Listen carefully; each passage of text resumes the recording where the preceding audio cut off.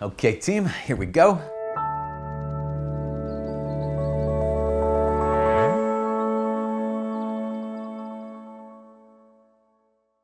Hi, my name is Father Mike Schmitz, and this is Ascension Presents. It almost always happens that when someone goes off to college, right?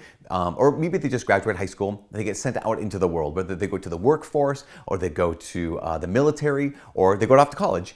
One of the things that oftentimes happens, they come back with different ideas. They come back with maybe even a different beliefs, maybe a whole different sense of what they believe is right and wrong, what they believe is true or false.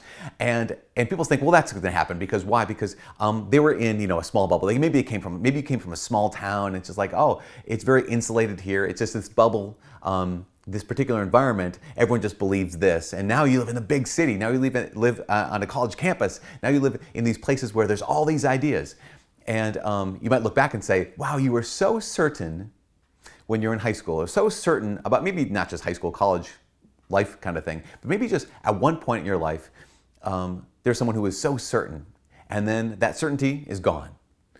I want to look at this idea of being certain, or even the idea of why someone would change their mind about something.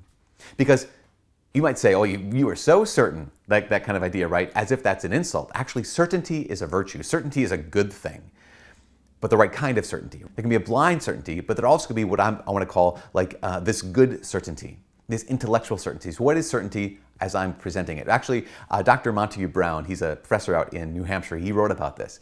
He said certainty is the intellectual belief based off of the evidence. Intellectual belief, intellectual conviction based off of the evidence. And that's what certainty would be, right? The good kind of certainty. Not blind belief, but I looked at the objective evidence and I came to a conclusion based off of the evidence. So someone who is certain is, in the good way, is not going to change their mind without new objective evidence.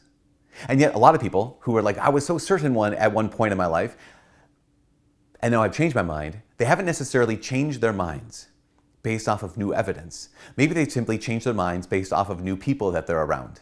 In fact, this happens a lot. In fact, think about this. I always thought that this was wrong. This kind of lifestyle, this behavior, these actions were wrong. And maybe you even had reasons. Maybe growing up you weren't given any reasons. But then I went to a place where they act that way. That's how they behave. And now I think, well, it must be fine because the people I know behave this way. So realize this. I didn't just broaden my intellectual life. I didn't just broaden my perspective. I didn't just broaden my reality. All that happened was I was simply exposed to behaviors that previously hadn't been exposed to. If certainty is intellectual conviction based off of evidence, I wasn't given any new evidence. I was simply exposed to new behaviors. I was simply exposed to new people. And there was nothing proven to me. There was nothing demonstrated that what I thought was wrong now is right because of evidence. Or what I thought was right is now wrong based off of evidence. See, we as Catholic Christians, we have faith. Obviously, we have faith. We believe in, we profess things that are unseen, but we're not irrational. We're not unreasonable. We're not anti-reason. There have to be reasons for our faith. There have to be, it's grounded, it's rooted in fact, Christianity being the only historical religion in the world is based off of an historical event. That's evidential. To have certainty in what you believe as a Catholic Christian means that I have an intellectual conviction based off of evidence. And I will only change my mind if there's new evidence. Now, being inflexible, we can be inflexible, but being inflexible is this. Being inflexible, according to Dr. Brown, is the refusal to change one's mind based off the evidence. The refusal to change one's mind in spite of the evidence to the contrary. We often think, well, someone went for their small town and they had this, this particular worldview, but now they went to the big city and their mind was expanded somehow. Because big city can be just as insular as a small town. I mean, think about this. Your university campus can be just as insulated and insular as your small town. You might say, well, in small town, they all think like this.